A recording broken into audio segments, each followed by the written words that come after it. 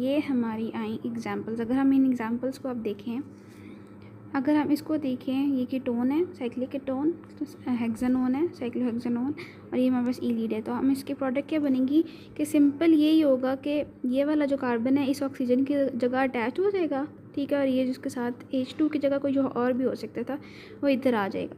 तो ये हमारे पास प्रोडक्ट आ गई। सिमिलरली अगर हम इसको देखें, अब ये एल्डिहाइड है और ये हमारे पास कौन सा ग्रुप है, इलेक्ट्रॉन विड्रॉ ग्रुप है। ये स्टेबलाइज्ड होगा, ई लीड बनाएगा, और स्टेबलाइज के होने की वजह से ये क्या करेगा, ई एल्कीन बनाएगा, ठीक है। तो ये ई एल्कीन कैसे होगी कि ये C डबल बॉन्ड O ऐसे होगा ना,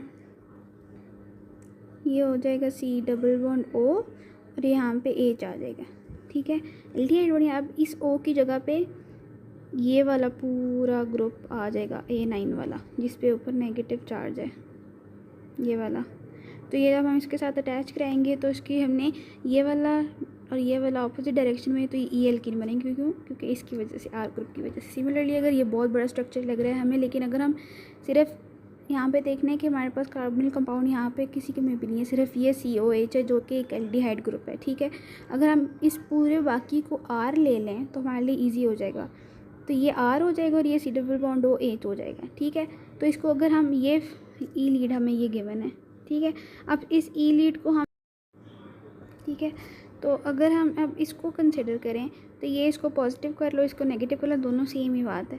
तो अब ये वाला ग्रुप ये पूरा इधर आएगा इस कार्बोनिल के साथ। इसी तरह से इसको ओपन किया, इसको ओपन करके लिखो तो ये क्या होगा, ये R जो है ना, ये पूरा इसको R लिया हुआ, ये R और ये इसके साथ एक एल्डिहाइड के साथ हाइड्रोजन था, और COOET और M इधर आ गया, और ये दोनों, ये R ग्रुप है और ये एस्टर ग्रुप है, दोनों अपोजिट देगा,